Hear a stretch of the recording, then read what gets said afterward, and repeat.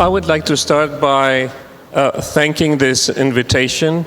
I'm not only honored, but also careful. This morning we visited the Unbroken project, the hospital, and I feel like what I will share here, I have to work on eggshells. The circumstances are so tough. I was all the time on the limit of bursting into tears. It's very strong, and so originally I thought that maybe to share some of the different types of tragedies that we have gone through, and my original intention was to talk about the reconstruction after the earthquake and tsunami of 2010 in Chile, and actually that will be the main part. Even though nature can be brutal, there's no evil in nature, and maybe that's the biggest difference. Nevertheless, some experiences can hopefully make some contribution, already thinking about the future and keeping the morale high. But I thought that you may not know part of the work we do, so I added last night and this morning some of the recent work. So the conversation will have two parts, one of other projects that we've done, and then the last part about the reconstruction. I know that you're interested in questions and answers, so I will try to compress it as much as possible. So if I can't, I apologize in advance. So maybe we can share the screen. So this first part will be mainly about buildings. Because it's a portfolio, I was in Albania before coming here, and we had to present to a client, so I just took some of those from the portfolio.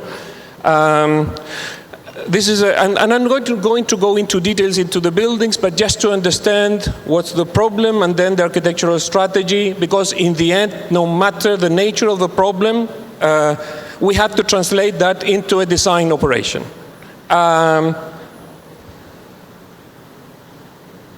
So very quickly, the problem of the Portugal building, EDP, Energy of Portugal in Lisbon, was a brief that required to have a big building for employees. The city code didn't allow for one big piece. We had to separate it in two. So how to make a building that is two buildings but can work as one? That was the problem. And the solution, as you see here, came by folding the space in between the two buildings so that there was a kind of small hill. But we took advantage of that small hill we created to connect to this tunnel to regain the view of the river. And because the reason for partitioning the building in two was that the view of the river had been lost. So the building, you see here, it's following the master plan. Each of the buildings has to have blocks perpendicular to the river so that the view from the hill in the back is not blocked by the front line.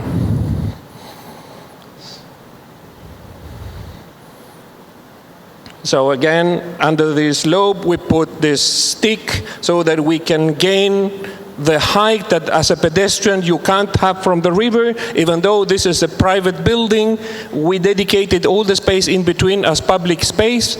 We didn't even place the door of the building there so that the people didn't feel that this private company was lending or allowing them for a time to be there, but this was purely public. And that was always the question, how can even a private operation offer something back to the public realm? So from that stick, you go up, and finally, at least from one single point, you regain what the city had lost.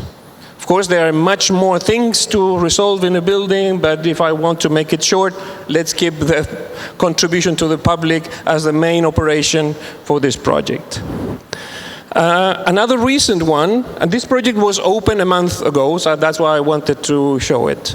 This is a competition we won maybe a year ago in Switzerland, where Christian Bantengein have their practice, and luckily enough, they didn't participate in the competition, as far as I understand. Otherwise, we would have lost the same way we lost for the Kunstmuseum that he showed before.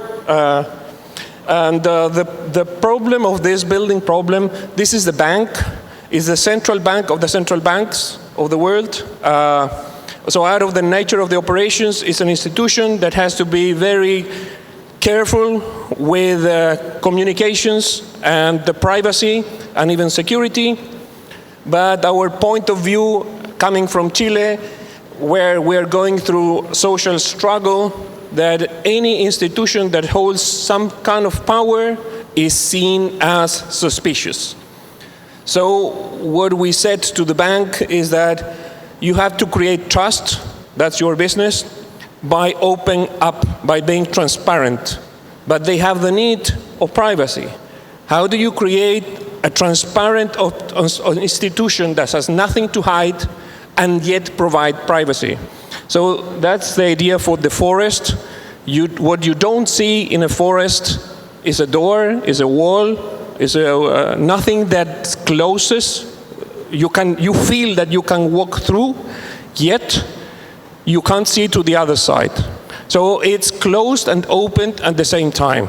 And that's the main feature for the facade, in addition to the structural performance of the facade. It was a very tough competition. We had nothing to lose. We had never done a tower before, but as you see, or maybe you can't, but I can.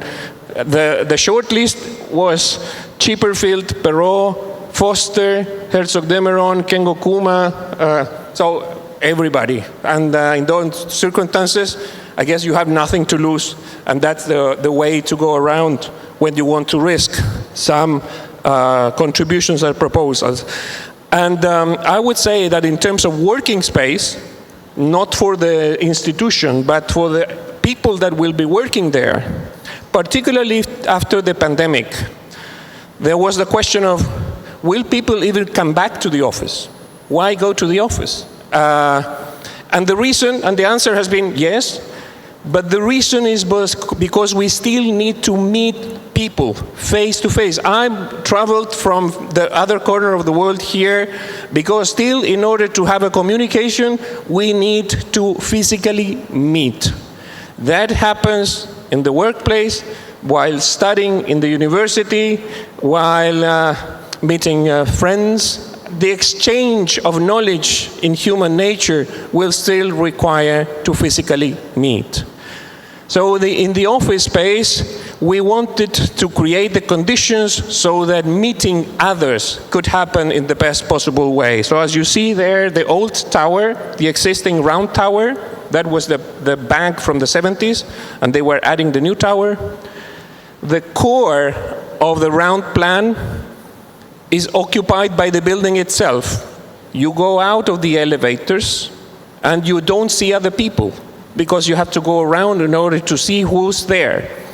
So what we wanted to do was to explode the core so that as soon as you go out of the elevators, you see the whole floor, as I see it here.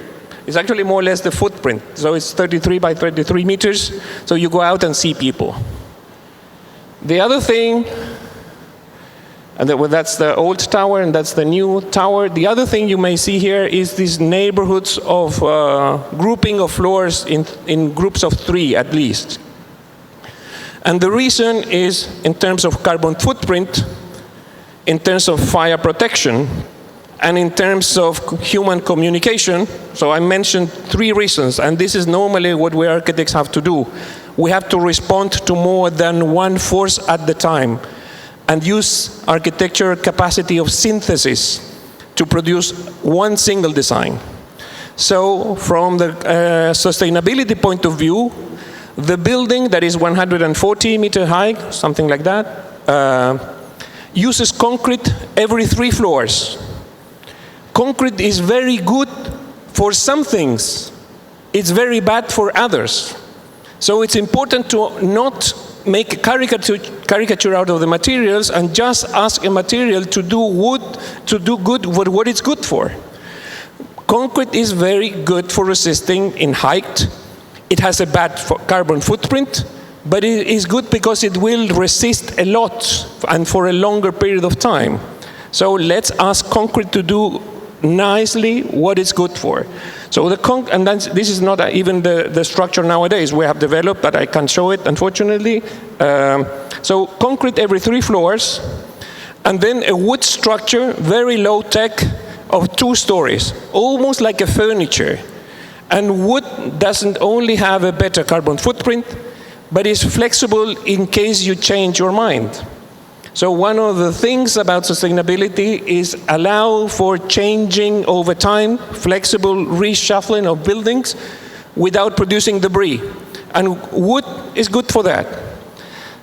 So it's going to be a hybrid structure of 1/3 of the building in concrete, 2/3 in wood, and that's the way we can go high.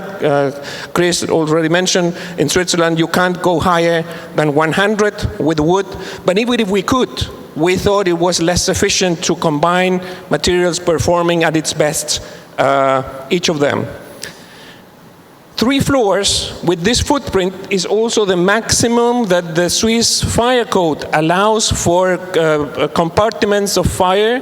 So we stopped in this measure where we didn't have to go for extra complexity. But in addition, 2 floors is, let's say, the height that you would normally just walk and take the stairs instead of the elevator. So in addition to saving energy and the carbon footprint, we wanted to introduce human energy into the system. Walk instead of calling the elevator. So some percentage of the travels vertical a day will be done just by walking.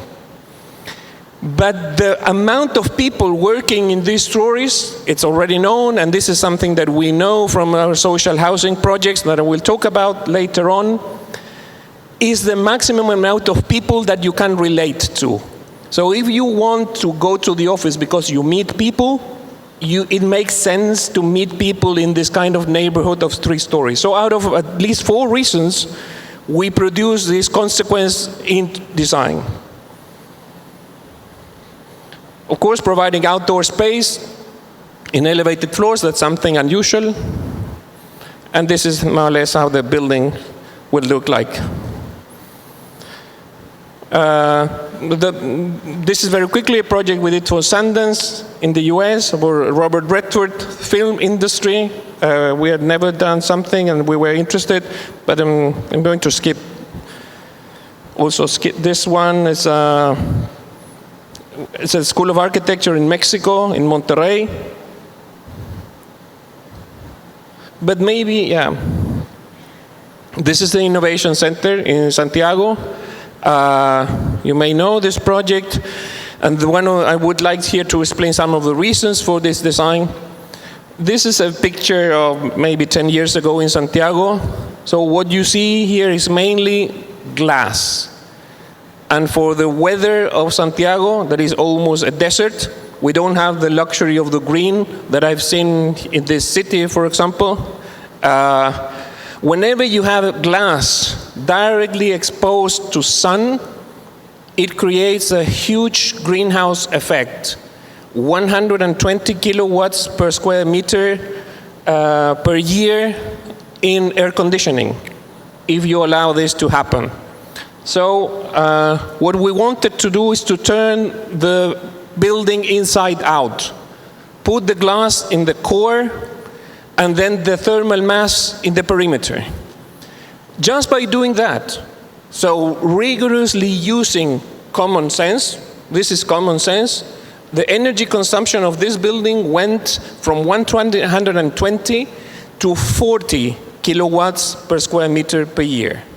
So what Chris was talking about, typologies maybe is the rigorous use of common sense. Of course, projects have to respond to different challenges and different means, yet there is embedded knowledge that we can take advantage, and there is a percentage of innovation that we will have to come up with. The other thing that mattered a lot here was, again, the question of meeting others.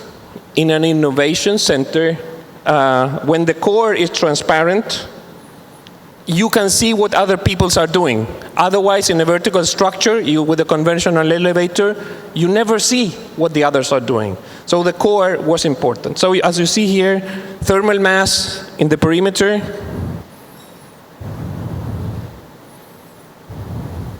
But the core is as transparent as possible so that you look at what others may be doing.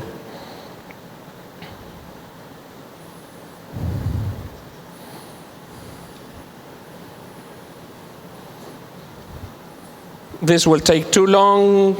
Project in Buenos Aires for a bank. So just to show a sense, Novartis in China. Well, these are, some of them are built, some of them are projects. This is in Qatar, a museum, using the existing silos of flour mills from the existing port, transforming into a cultural facility. So I may stop in these last two that are not necessarily buildings, but may be a good introduction to the part of the reconstruction. This is the latest project. One of the latest projects that we're working on is the reconstruction after the fires, forest fires, in our summer, February, the end of our summer in February, that because the woods and the forest around the city began to burn, 5,000 houses were burnt, 150 people were killed because of those fires. So the challenge is how to rebuild. And normally, one of the difficulties in reconstruction is, do we rebuild fast or do we rebuild good? Normally, it's a kind of paradox. We do it either fast or good. But the mayor, Anton asked the question Anton asked to the mayor, and you said the cost of housing, in our case, is this one, in the reconstruction. This is what gives us nightmares. Somehow architecture contributed because the city we created build the conditions for this type of thing to happen, and is the reign of narco. Narco is a parallel state that arrives much faster with help.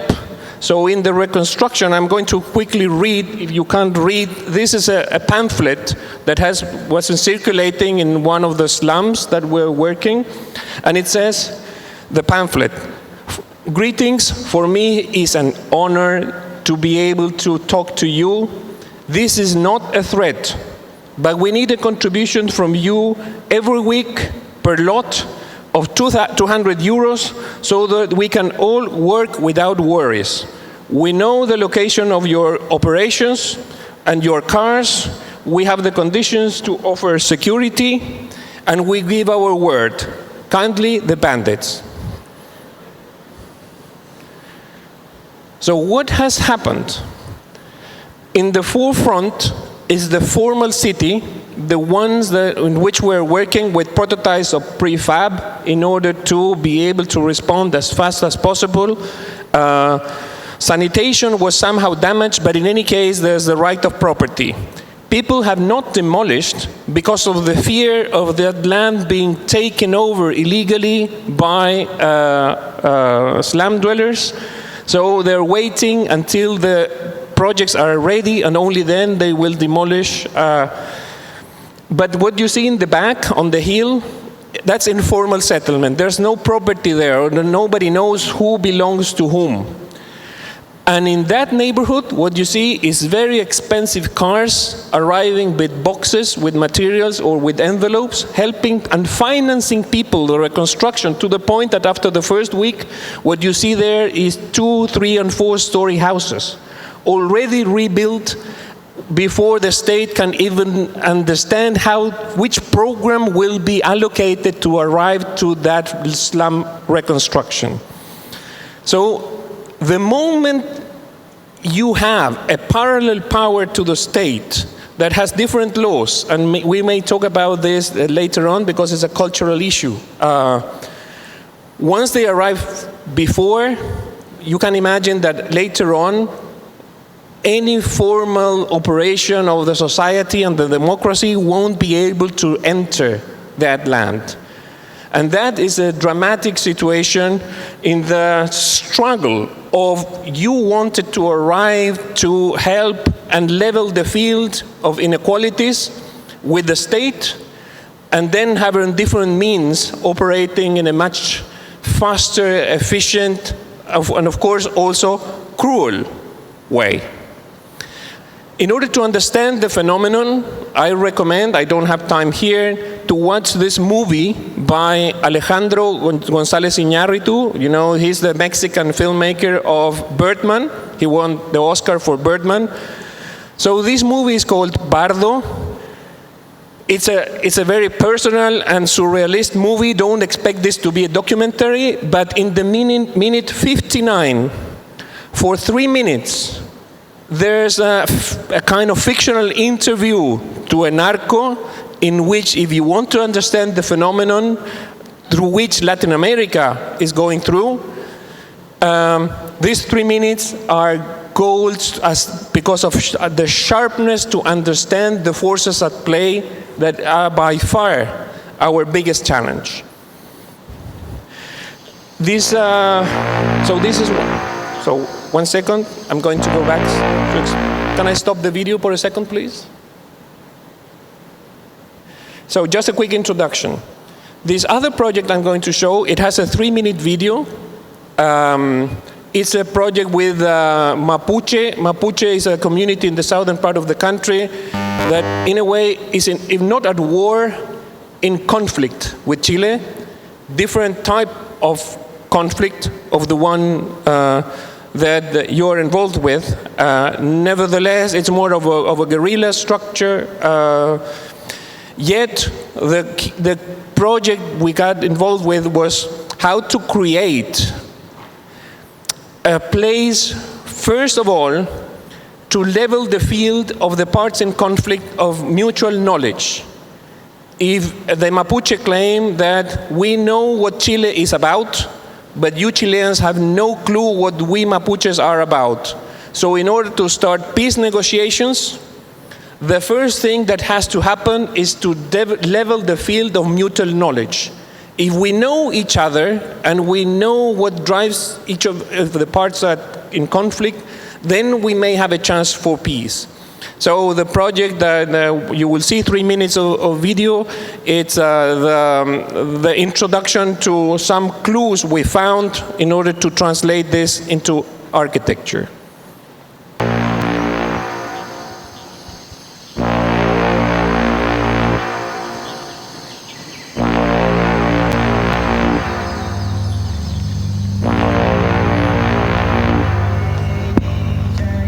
Mapuche and Chileans have always been in conflict. At the core is the question of the land.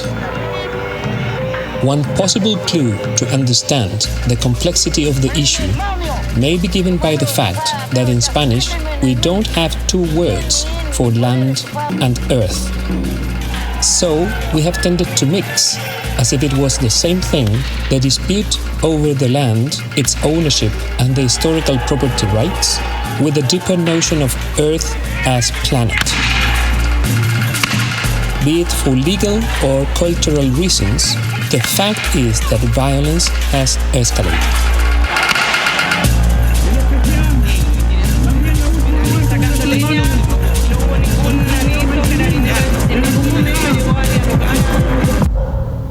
So, how we will live together? First, by getting to know each other. The Kunu intends to use architecture as a portal to the Mapuche world.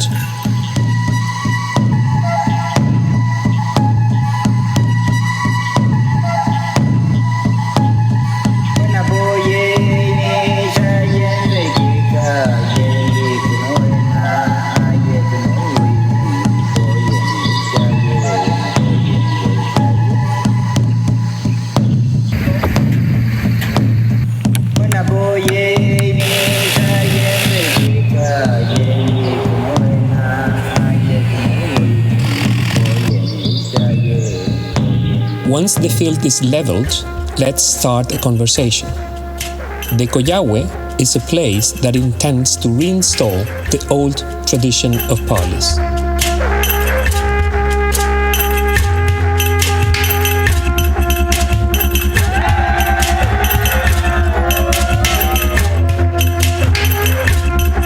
Puede ser un camino, no estamos diciendo que es el único camino, puede ser una forma.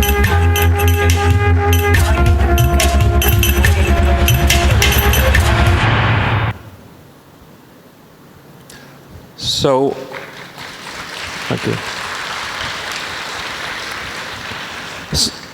The question here was how to create an architecture that could felt as if it has always been there, even though it never existed. Mapuche didn't have civic architecture. There is a society that lives fragmented in the territory. Actually, their balance with nature comes from the fact that there is no central structure. That's why it's actually so difficult to defeat them. There's no centralized structure. So one of the things that didn't exist was civic architecture, not to mention the architecture for these peace negotiations. And the parleys, the Coyahue, the Coyang Tun, where the way Mapuche had to talk with foreign powers to how to agree on how to live together. It happened first with the Inca Empire, then with the Spanish crown, then with the Chilean government after 1810, but it never had an architecture. So actually that's an old engraving from the 18th century, and we, with that, we're presenting it as if it's, this has never existed. It's a fake engraving, but we were trying to engage into an architecture, and that's why this first meeting with one group of communities, 80 communities, that what we created there is valid only for that group, that part of the territory. If you go to a different part, this may not be recognized as a valid peace negotiation. So it's valid just for that period. But it was a kind of approximate architecture. So we came up with something. This is not the less is more of Mies. This is the more or less kind of architecture. What will this look like?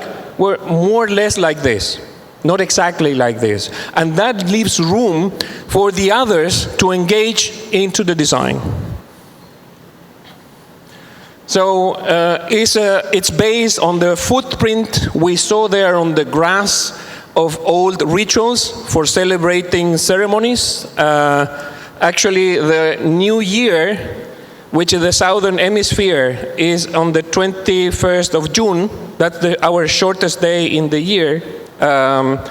So it's mainly for celebrating the New Year and having some fires with the different communities. So it began right away to perform symbolically. And it created the bridge. It was not an economical operation, that was the normal approach of the government, but it was a symbolic one. So that each of the parts could acknowledge each other's culture. So each of those rocks is for a fire. And it's been performing ever since. Last week, there was a celebration of a much bigger group of communities, and they came from different regions to this place. So it looks as if it is gradually growing into a certain level of validation as a place of gathering.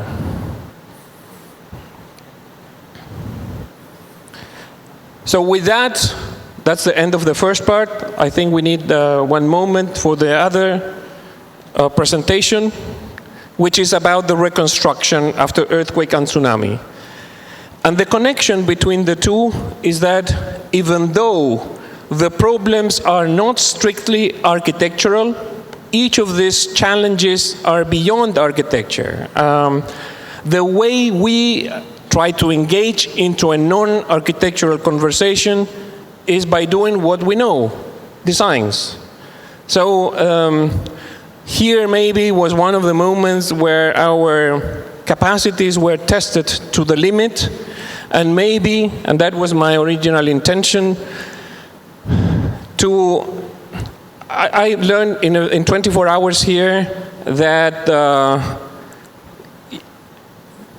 how to look into the future, how to think in what's next, how to keep a society running in order to create a shared front, but also as a network of support matters a lot. And it's not that different what happens after a tragedy, except for the evil that I mentioned before. So maybe the whole point here is that you may have already identified this, but the question we ask ourselves after the earthquake and tsunami in 2010, in order for the losses not to be in vain, is to identify what in destroyed cities can we change that under normal circumstances we would have never been able to do so. So you take the unusual circumstance of a tragedy and try to think in terms of, it's a cliche but it's true, as an opportunity to rethink whatever would have been impossible to change under normal circumstances. So what you will see as a presentation is the strategy we had in terms of time, but also the shifts into the city of Constitución. We were called to rework on that specific city of 50,000 people in the south of the country. So let's take a look. There are a couple of videos also here. And it starts with an 8.8 Richter scale earthquake and tsunami in the morning of the last day of the holidays, February 27th, and this is actually how the next video of the earthquake starts.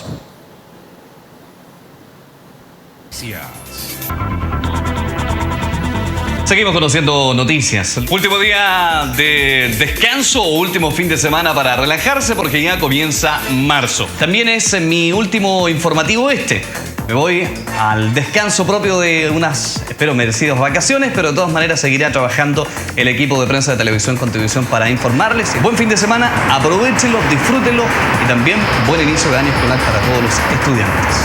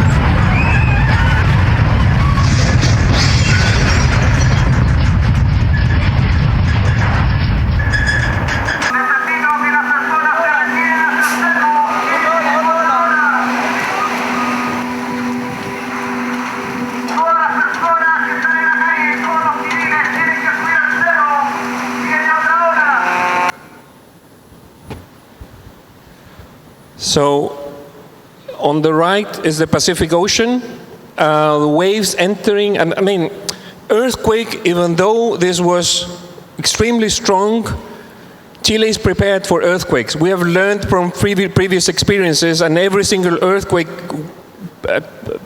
brought to the country some form of knowledge. So, for example, in 1960, we had the biggest earthquake ever registered in history, 9.6. So every single degree extra is a logarithmic scale, is 500 times stronger. But Chile somehow prepared for earthquakes. Out of the 500 people that died, 100 were the earthquake itself.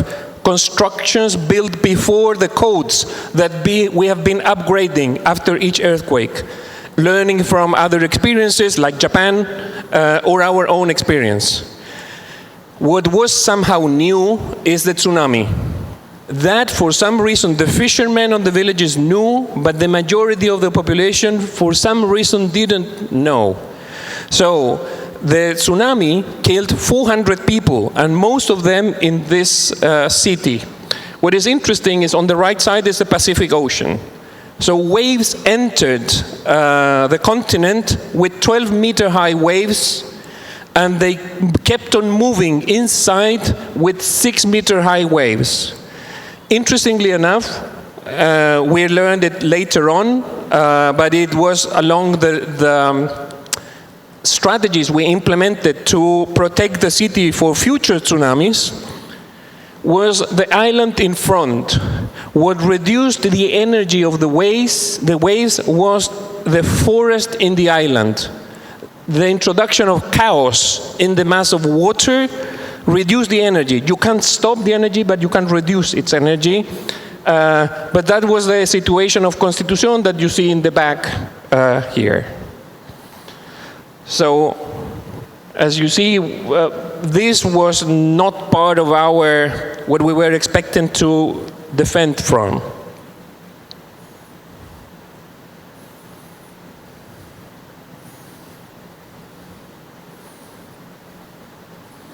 And this we found again in the fires of February.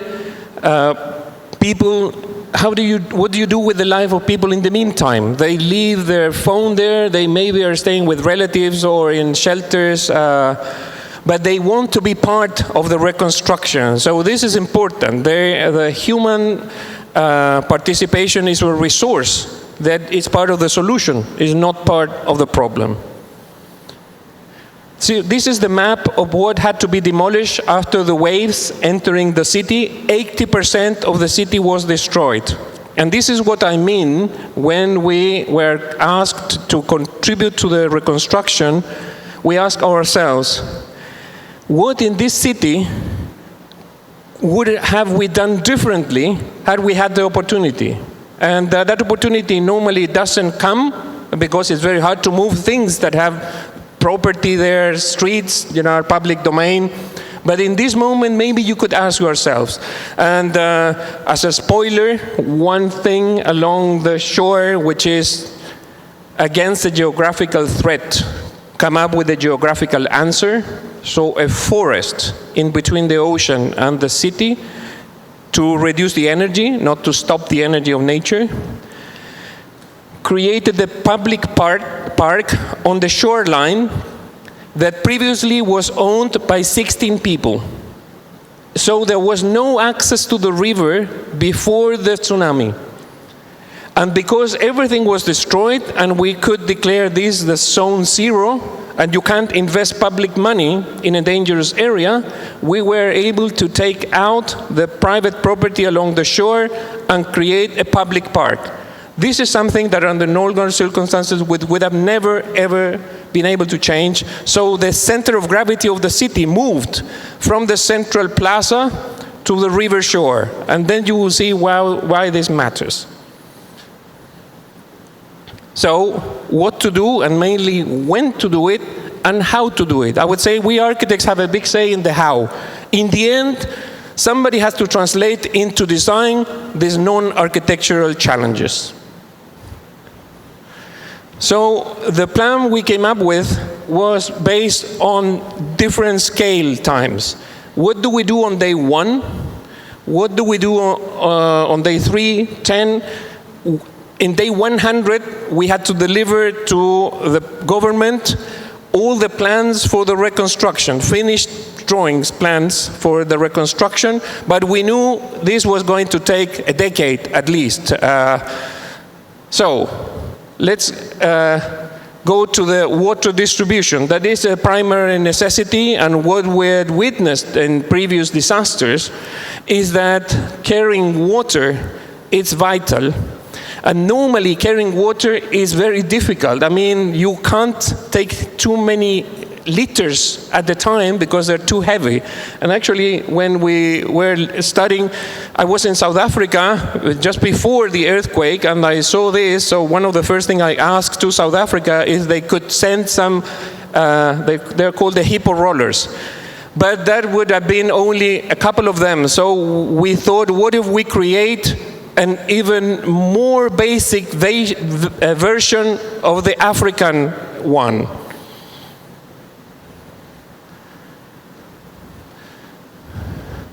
So the point was make water roll instead of carrying, so that we can employ children. If we use adults in carrying water, they may be more useful in more complex activities. But a child may be at home doing nothing, and in case you can make water roll, you move from 5 liters per person to 25 liters per person.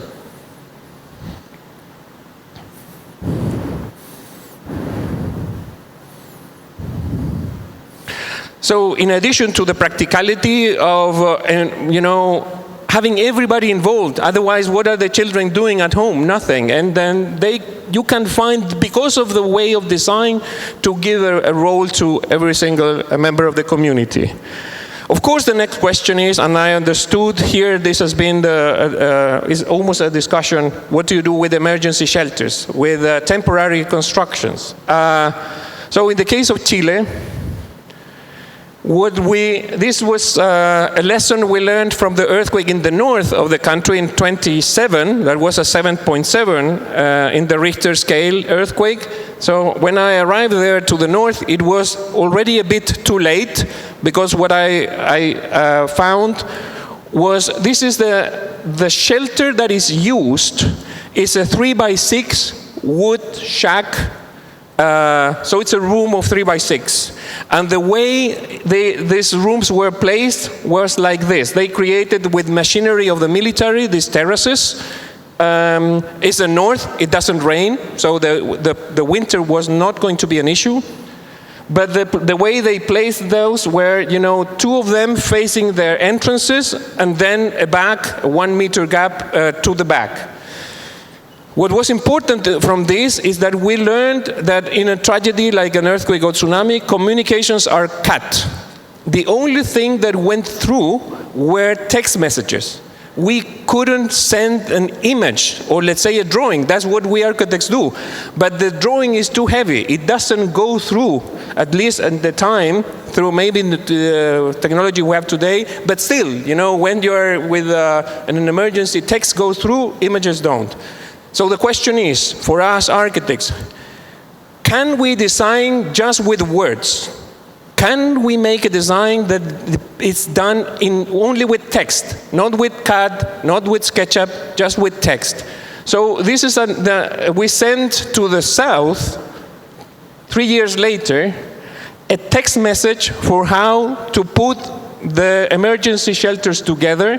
This was a big lesson, and the biggest lesson, people would not abandon their houses that were destroyed and were in danger of keep on falling, because of the fear of being robbed and being stolen the stuff that was left at home. So unless they can carry their stuff with them to the shelter, they don't leave. In the previous scheme, you can't accumulate stuff in a 3x6 room, it's too small, but the space outside is shared.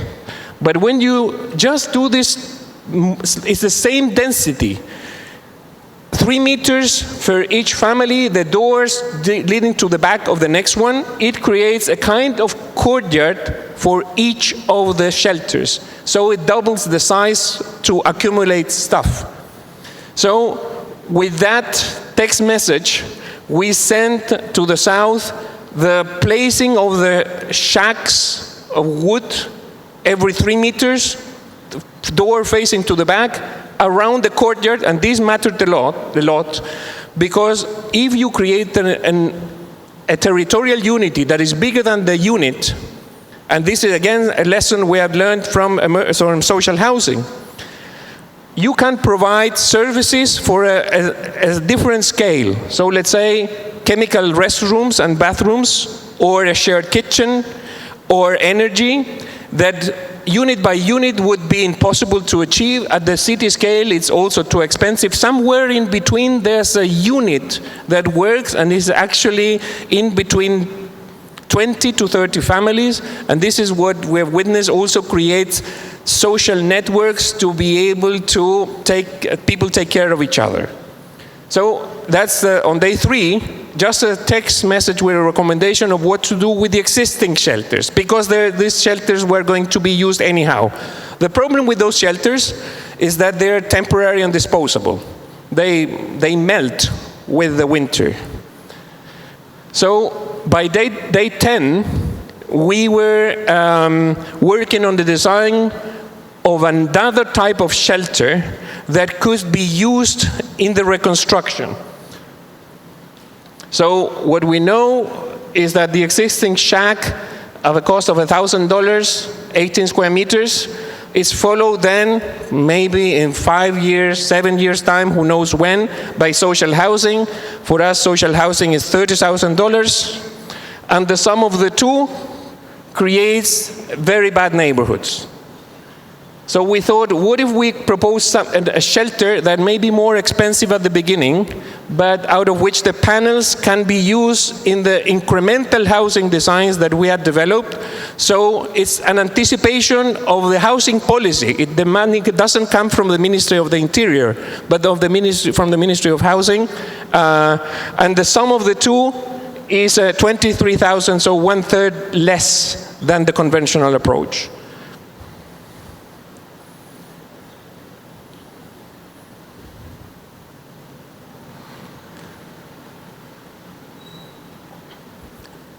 The biggest difference for the cost change is thermal insulation. In the south of Chile, we have heavy winters, so we had to gain time in order to be able to pass a couple of winters. So insulation mattered a lot for the shelter itself, at least for the first winter.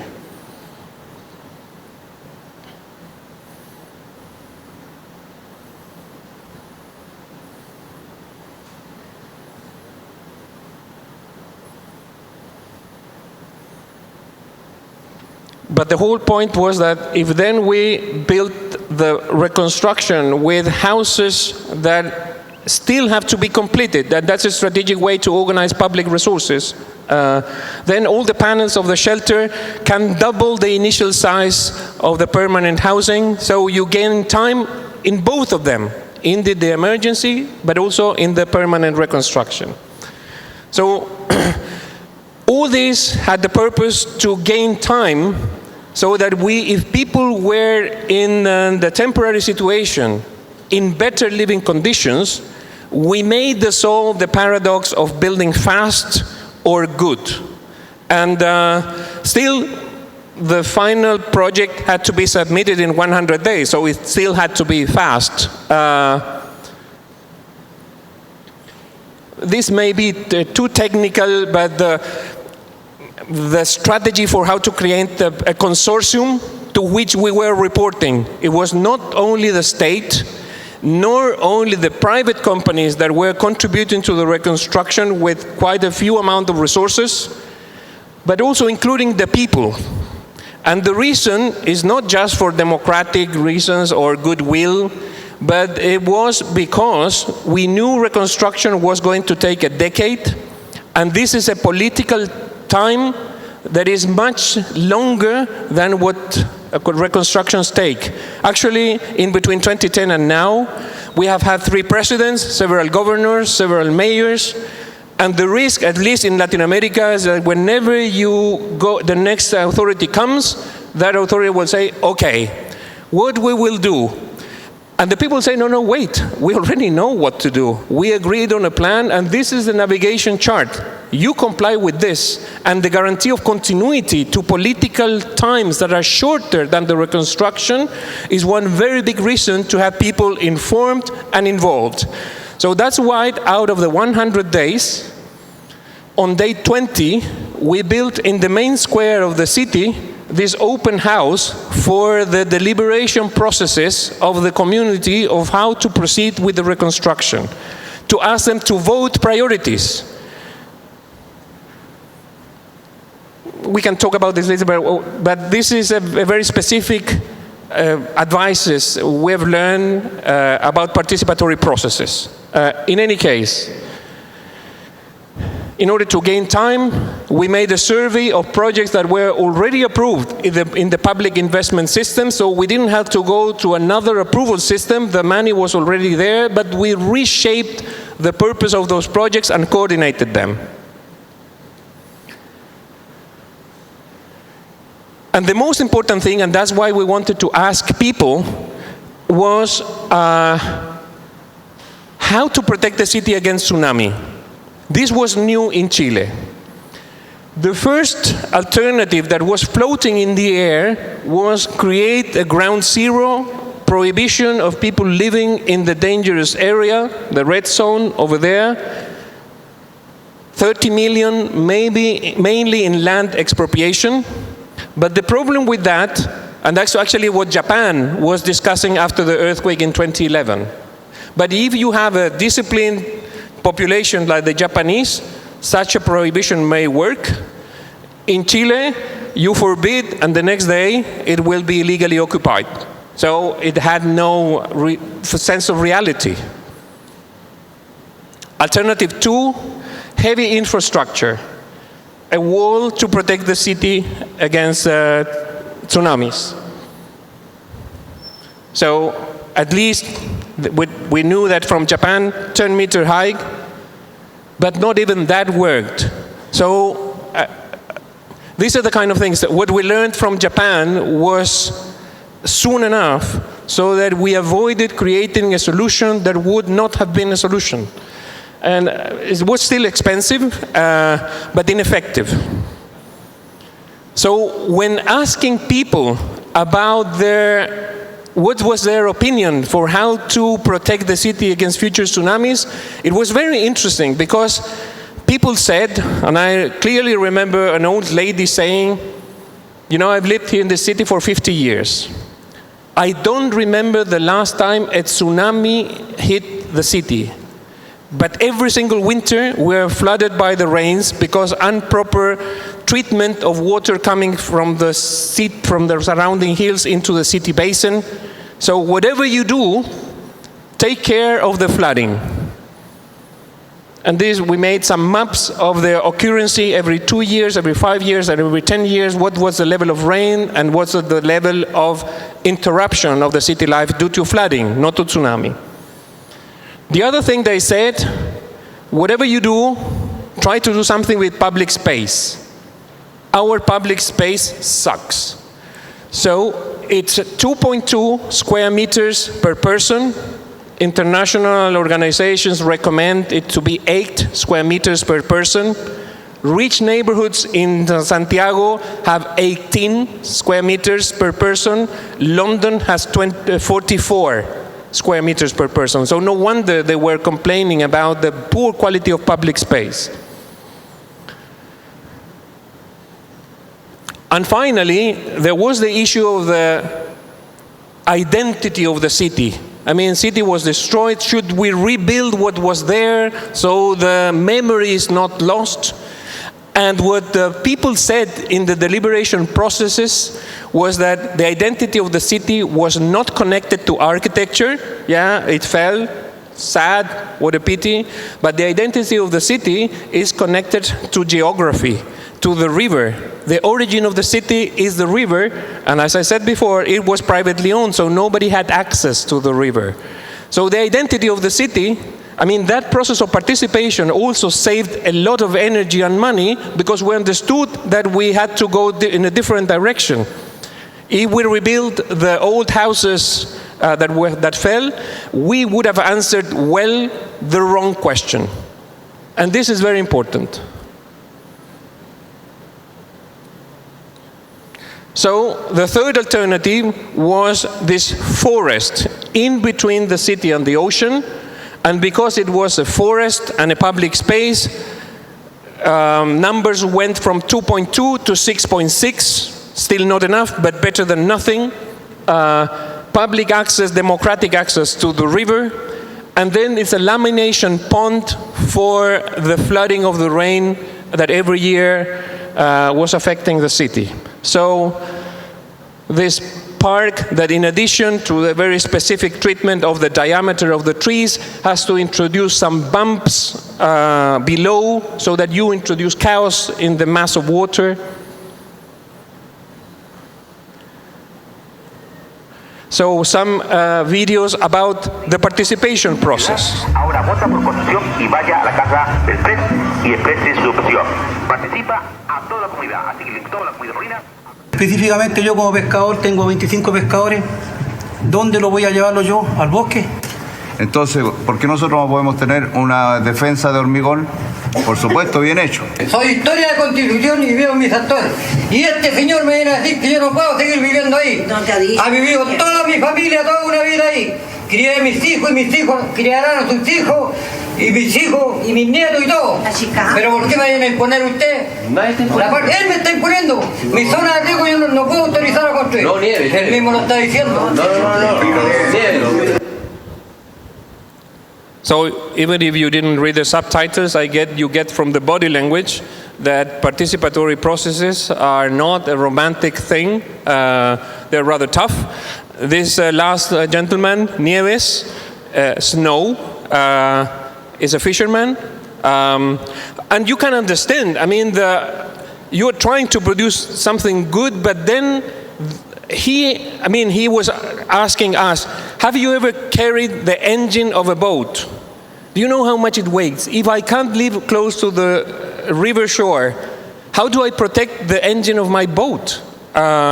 So then you go and try to understand that specific issue and then create something for that, but not for living. But I want you to remember Nieves, because you see the last video. If you are able to channel these forces because in the end this guy wants to change something for the better. He's protecting something valuable, and the point is how you can channel that energy in favor of your project. So we created this chapter of projects in the day 100, and we asked the community to vote, not in order to make which of these ones is going to be built, but rather to identify which one was going to be built first. Then you understand priorities and urgencies. And so depending on the voting, and this was rather incredible, the participatory universe of, we used the political electoral vote system, 94% of participation into the future of their own city. So as you see here, the island, because it had salty water, some of the trees suffered, but then they began to recover. But then on the right side, the laminating ponds for water, for flooding during winters, plus the forest. We're in the middle of the forest region, so trees grow in a decade, let's say, with the bumps underneath. Then the housing, and this is something you may know because of the public policy, we are delivering 42 square meters is the best that we can do with public money. But these houses are 84. The halves that you see different have been done by families themselves. And some of them are part of the emergency shelter panels that are used to fill the void. And it has, I was there not long ago for the opening of the last of the projects of the reconstruction plan, the municipal theater. And it was rather impressive to see how the houses have evolved. We're in the middle of the forest region, yet public architecture had never been using wood. So forest region in Chile is cellulose. We export cellulose, so mainly water out of the country. So with some added value, we wanted to create some public architecture in wood, like the theater, or the cultural center. This was built the first one because this is where public deliberations took place. Or they have a tradition of rowing. They're fishermen. But also these rocks along the coast that are part of the tourist attractions, that are part of the economic recovery of the city.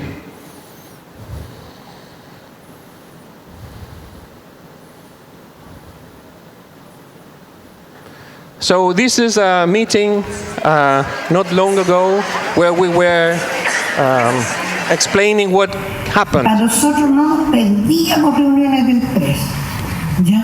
Nos agarramos de las mechas, ¿no es cierto?, compartíamos las cosas, pero ustedes hicieron algo, nos volvieron la confianza.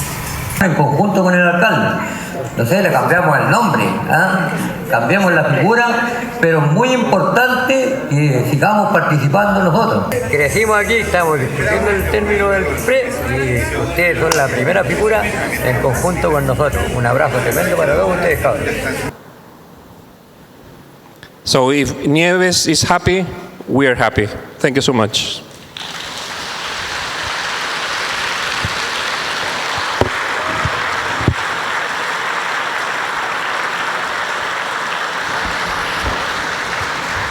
Thank you, Alejandro.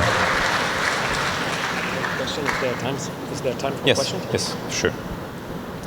Алехандро питається про ваші питання. Чи є Alejandro is asking whether you have questions. I think there will be many people eager to ask questions. If you could also please give us a headset so that Mr. Aravena can have simultaneous translation. You had a note on the screen with recommendation on participation.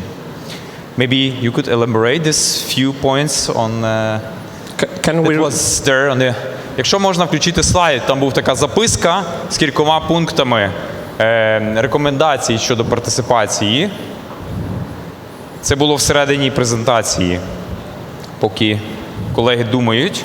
But I may forget one or couple of... Let them find, yeah. Thank you. Поки ваші питання. Будь ласка, хто хоче бути першим? Прошу. So, no, I mean, I can answer in the meantime. I remember because I wrote them. Okay.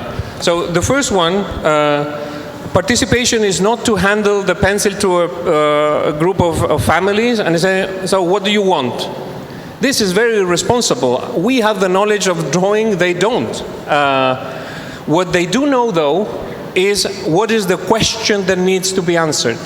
So the first purpose of participatory processes is not to get from the people what is the answer, but what is the question. Second thing, communicate constraints. If you make people participate, there's a high risk that you create false expectations that then you cannot match. So when you're working with a public subsidy of $10,000 per unit with which to buy the land and provide the infrastructure and build the house, unless you explain what that means, the only thing you get is disappointment. So you use participatory processes in order to communicate constraints and inform. An informed community can take better decisions. Third, you identify priorities. It's clear that we will not be able to do everything. But what is embedded in a community, it's knowledge about the priorities. A poor family knows much better than any other what is second order and what is an absolute priority. So we need that knowledge. Again, it's not just goodwill. Now let me see.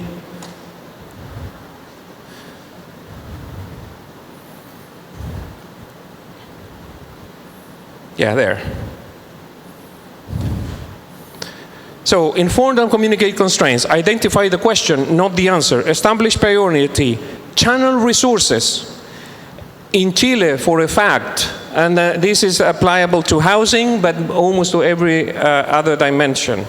With public money, you can build, in the best of the cases, 40 square meters. It's impossible to do it differently, or almost impossible to do it differently. But the evidence shows that a middle-class family needs at least 80. So the point here was to sit and have on the table on day one the people that are responsible for half of the square meters, even if you don't want to. So when you deliver a housing project, any project, you go the next day and you see families taking out walls to create the expansions. So if that is going to happen, let's on day one split tasks. What we will do as professionals or state or private, what families will do, because none of them have enough resources to do everything. And finally, as you saw there in the participatory, that was maybe a special thing, disaster, and it was tense and nervous. But normally, people that are expecting some aid from the state feel that they've been promised too many times things that then the state doesn't deliver. So it's important that the discussions are not about the diagnosis, but about the proposal. What architects can do is organize all the information we receive in a proposal key. And the energy in the room changes immediately when you, not in these screens, we don't have those type of screens, but around the table or when you draw in a board, the energy in the room immediately changes when you're discussing about the proposal and not only about what brought us here. These are the golden rules. Thank you so much.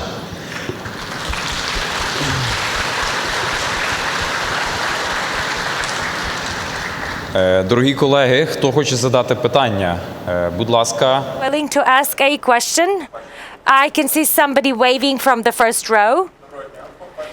Hello. First of all, thank you for your presentation. Чуєте мене? Can you hear me now? 1, 2, 3, 1, 2, 3. Give it a second. Is it on? Can you hear the interpreter? So first of all, thank you so much for your wonderful presentation. Your projects are absolutely amazing. And a question to you. Had you been invited to create something in Ukraine, which field would you like to work in? Would it be accommodations or public space or something else? Well, thank you for your words. The answer is yes and no. Have I been invited? Yes, I'm here. No, to any specific project, no. But the fact that at least, I mean, you can't translate any of these things immediately. I mean, it's a completely different situation, different weather, but at least some of the strategies may have some reach and some resonance here. So I would say that's already a level of involvement that at least we wanted to, that's why I came here, to be able to see if any of these lessons can be helpful. But no, I would say that whoever, and you have a figure that we don't have in Chile, the chief architect of a city. That doesn't exist. Had we have a chief architect, maybe the reconstruction would have been completely different. We had to take the role, but you have people thinking about that. You know what's the scarcest resource in cities? It's not money, it's coordination. So if you have somebody that can have a big picture and then understand the details and delegate on others, that's already a huge advantage. But yeah, I mean, if any of these things are useful to you, we're more than happy to share. Thank you.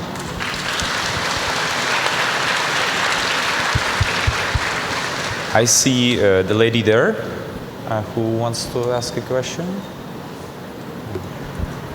Okay. Oh yeah, I'll start in English for you. Hi, my name is Natalie, and I have a question. I'm an urban researcher. You mentioned that you need to lead with a positive attitude so people join during the workshop, but how do you ask them to come to the workshop itself? So what engage methods do you use or any advices? Thank you.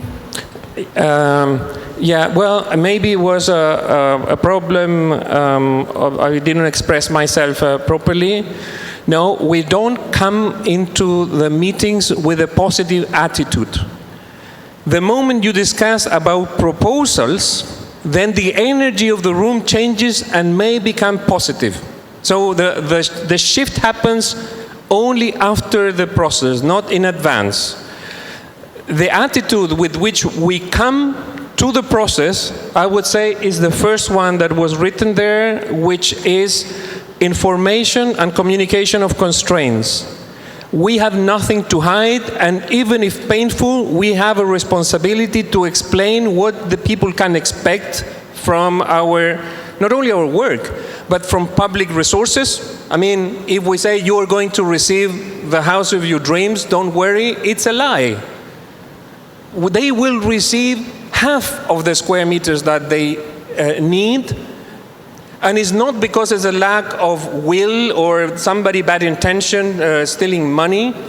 In a country where we need 100,000 units per year, if we make them bigger, if we make the size that are needed, 80 square meters, we could build half of the units a year, 50,000. So who's going to explain to the families that in average are waiting for 10 years for a subsidy of housing? So these are the things that maybe in the first meeting, and believe me, it's a strange thing of combining tough skin and thin skin. Because in order to resist the first meetings, I mean, there's a lot of anger that you get. But if you grow your skin too thick, then you're not receiving people's emotions, doubts, uncertainties, desires, dreams. So you have to keep your skin very thin in order to get the in between the lines and those kind of emotional wavelengths, and at the same time resist that, tsunami of emotions that you get at the very beginning. So I would say that clarity, and maybe something I didn't write there, but maybe the most important thing. There are typically two attitudes in a participatory process. The top-down, where in a patronizing way, somebody that knows, an authority or professional, tell poor people that may not even know how to write and read, you know what, I know, you just count down, you are nobody. That patronizing attitude. The other one is the bottom-up, with maybe Catholic guilt or hipster millennial kind of a thing. Oh, people said that, so I'm going to do it. Is not also out of guilt doing what people say, because they may not have the big picture. The point there is to be able to, in a horizontal way, exchange knowledge. They know some things, I know others. How do we meet and this is the proposal key, how we look into the next phase? You contribute with what you have, I contribute with mine. How do you call people? Well, it depends. You saw there was a car with a loudspeaker going around the streets. I mean, nowadays it may be easier in the participatory process that we have done later on. Social media, it's very important, but it's important to be face-to-face. The debate in social media, it goes into the circus direction where Christians and lions want to kill each other. That's not the way to proceed. You have to be very careful with how many times you meet. For a poor family, to spend time in a meeting is extremely valuable. So you don't want to have them speaking or coming and losing their valuable time too many times. So it's your work to prepare those meetings with enough, and this is where architecture also helps a lot, because we have tools that can help to communicate the point rather quickly. Images, plans, scenarios of development are very, take a shortcut, and that is very beneficial for participatory processes. Thank you. Maybe one more note. You remember in the morning we discussed with Gilma one more thing, that maybe when there is a total novelty, there is a resistance of people to that. So maybe this is also interesting note to add. Dear colleagues, I see there the lady, she was first before. Thank you. I also ask in English. You're actually, the roadmap of this reconstruction is quite amazing. So it's more than just planning architecture. I have a question. Where between the temporary solution and the final planning was the infrastructure? Schools, kindergartens, shops, and this stuff. Thank you. Well, those were where they were before, mainly. Actually, when the state intervenes, Schools were the first one to be repaired. They didn't collapse because we have learned, as I said before, we have learned from previous earthquakes, and none of them were on the seashore. So school works as shelters. And then right away, they need to bring children to classes because in the end, that's the way they get their meals. More than education, it's a way to be fed. In the meantime, those who couldn't find a place, temporary place in the house of a relative were accommodated somewhere else while the reconstruction of other things that took longer were taking place. But public infrastructure tends to be the one that is fastest to be rebuilt. Individual housing, it also, and this is the question of the slowness of the state, how do you demonstrate you need help? Because you may have your own resources. In a country where you have to be very strategic in the allocation of resources, you need to identify if you qualify for state aid. So that takes a lot of time. That's why the gaining of time tended to happen in the residential and in the housing more than in the public buildings. But actually, I didn't show this here. At the very beginning, when communications were cut, the biggest fear of people was lack of water, lack of food, and a lot of sackings and lootings of store took place. So the military had to go to keep, let's say, social peace and to bring the level of anxiety down. So that's why on day 20, it was so difficult. Many people didn't believe that coming to a meeting in the hall to discuss the future of the city was going to be successful because you're worried about having food in your table. But somehow, I'm not an expert. This doesn't look as a conventional planning, you said. Yes, because we're not planners. We're architects. We use a lot of intuition here and could have gone horribly wrong. But we had some knowledge or experiences in social housing, and we just brought them to the next level and the next scale. I have to say here that we were not alone as a group of professionals. We had a strategic communication company, organizing the participatory processes, Tironi. We had engineering companies. We had universities, the Commerce of Chambers. So it was different types of experts coming together. But in the end, what architecture does, if there's any power, that's the power of synthesis.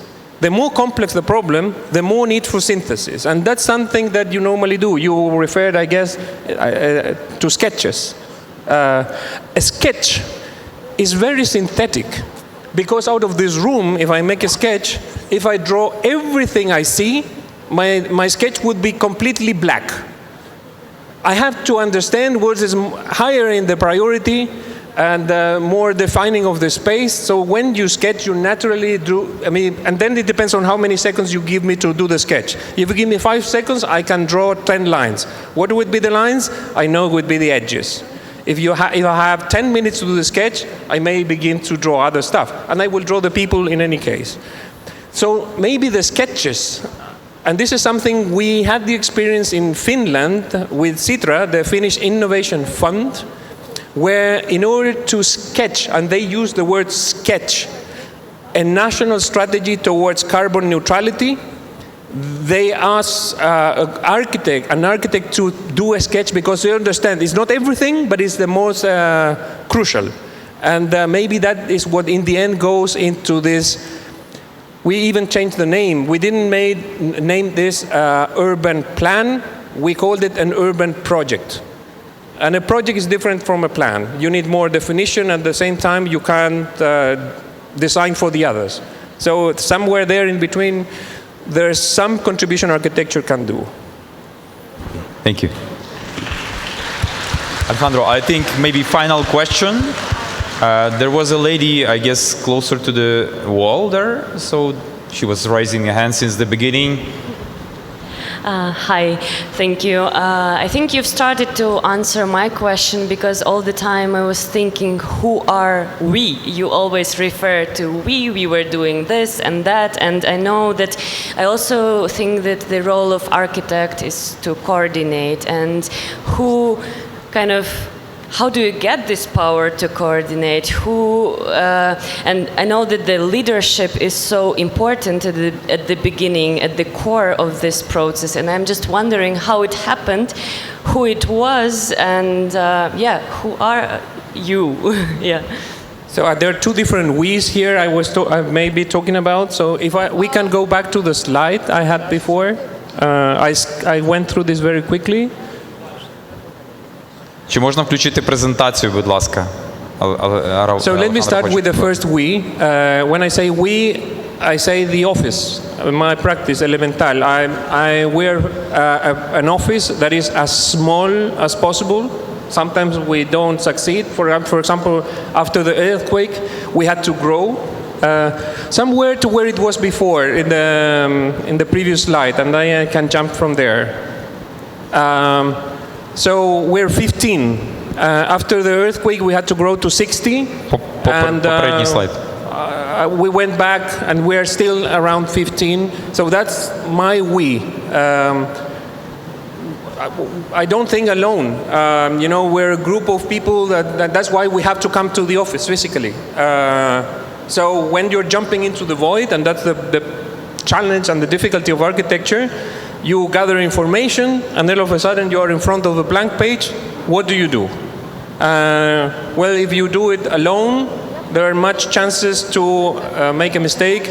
That if when you make the jump and you look at the others around the table, they look at you with that face like, are you stupid? I mean, or you do something and they kind of smile and they say, I may be on the right track. So that's the first we. So this one. In the case of the reconstruction, we understood pretty soon that the first design we had to do was the client. So this may be a little bit technical or nerdy, but I think it deserves at least that you have a notion. The state couldn't call a private practice like myself because you have to go through a bidding process. If you directly commission somebody to somebody like us, it's obscure, it doesn't follow the procedure, and you can imagine how much time it takes to make a bidding process for what? We don't know what we have to do. It's not that you make a bidding process for a stadium. You know what to do. In this case, was an unknown question. So the state asked different private companies. In the case of this city, there was a forest company that had the biggest interest in a fast reconstruction, so that the private company hired professionals, and this was the group of professionals I was mentioning: strategic communications, engineering, us, to contribute to the state with a set of drawings that with which they then can make a public bidding process. Actually, we didn't participate in the construction of the park, for example. The engineering company took over, and actually they changed some drawings, so we're still in some level of conflict in the coordination. But what is the problem if you you just respond to the private client? Then there will be always the fear that the private company is doing and changing things for their own interest. So the triangle you see here is a consortium that had to bring together public, because public is a guarantee of common good. The problem is that they're too slow. Private companies move fast, but common good is not necessarily guaranteed. They may just take the profit and leave. So that's why we came up with the idea of introducing the people at the third P of the private-public partnership, public-private people's partnership. And the people are there to guarantee continuity in addition to bridge the gap between what's legal and what's legitimate. One of the biggest problems we have in our society is that you may act according to the law, but what is legal not necessarily is legitimate. The moment you have people having participated in the decisions, then you achieve a higher level of legitimacy. So in this case, we were reporting to a client that was maybe our first design outcome, so that we balance the different interests at play. Thank you. Thank you so much, Alejandro. It's incredible. Thank you. Thank you.